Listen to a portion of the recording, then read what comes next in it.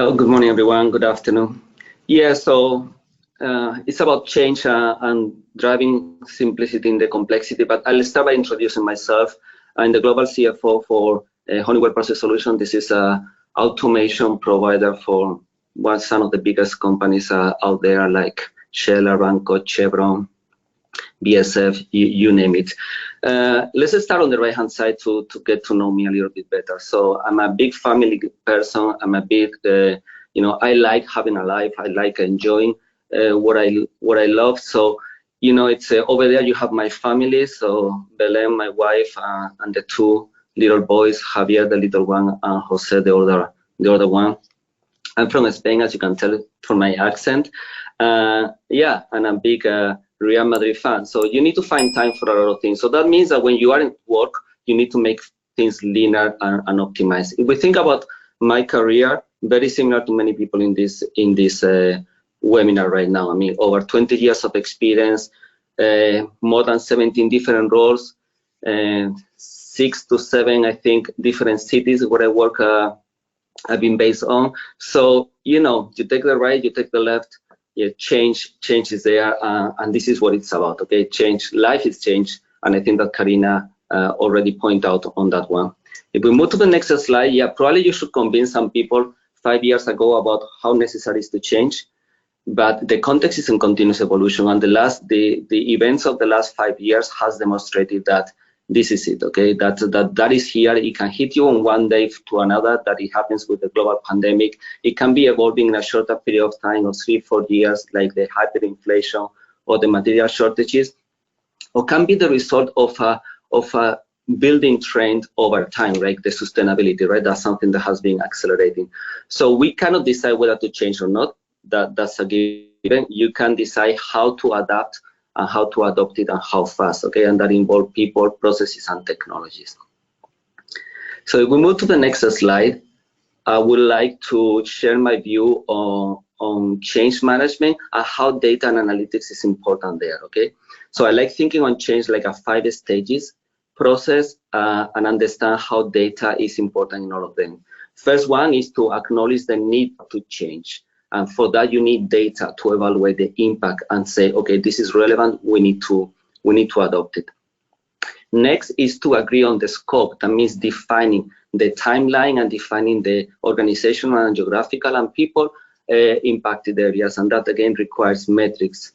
Next, obviously, you build a plan. Okay, you cannot change without a plan. Every journey requires a route and it requires alternatives paths. So that means having resources, or means quantify resources, quantify effort, measure the progress towards the plan. And obviously, we have to have a vision, okay? That is the success criteria. What is the definition of success? How do we know that we reached to the point we were expecting? And that means having certain KPIs and having a management scorecard to understand if we got there or not, or how far we are. And last but not least, the most important part, you need to celebrate. I think Karina mentioned that clearly. Reflect and get ready for the next one, okay? Because that change is like a muscle. You exercise, you develop that muscle, but you need to celebrate the accomplishments that has been reached, because at the end of the day, it's a heavy lifting for the organizations. We need to make this a fun part of the day-to-day. If we move to the next slide, so I wanted to share the real life example that I wanted to mention here in the webinar. So let's visualize a company very similar to the companies that many of you work, highly complex company, thousands of customers, hundreds of thousands of SKUs, up to 100 different business units. What it means, go-to-market and technology roadmaps, and thousands of company costs and employees. So when you have that level of complexity and then you are facing changing forces, how do you ensure that you don't end up with, for instance, if we have 100 business units with 100 different solutions to change, right? That doesn't work. Okay, as an organization, you cannot have 100 different plans for how to adopt something.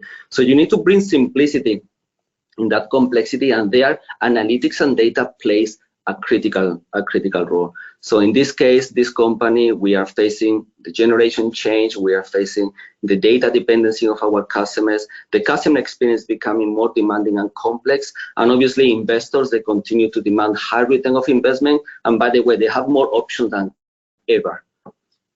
And with the interest rates going to the roof, it becomes even more demanding because of the cost of capital. So that combination, how you face it.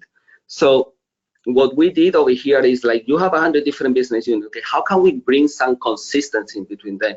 And then you recognize that there are 4 main business models: a project business model, a service business model, a product one, and a software one. And basically, every single one of the 100 business units fall into one of the others. Okay.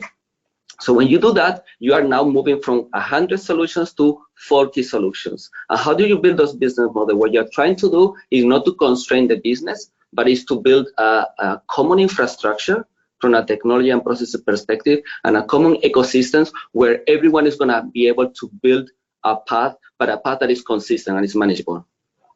You obviously require leadership support and C-suite sponsorship. You require all that to be into place, and over communicating continuously, and define the end scenario. Okay, so that means that you start defining common definitions, single set of policies, a standard management operating system, common tools. So bring a standardization into the tool and the application landscape, organizational design, people definitions, goals and objectives, and KPIs. You bring all that. You bring the set, and then make sure that you don't try to approach this as a big bang kind of thing. You need to be testing and be using even before it's ready. Okay, like I think Elon Musk has mentioned many times that you don't automate things from the get-go. Okay, you do things, you optimize things, you learn from that, you keep optimizing, and once you think that you have something that it makes sense, you automate. So never go to a big bang. It's a journey, as we said. So here is just a representation of how this translated for the project business. Remember, we have 4, we moved from 100 to 4.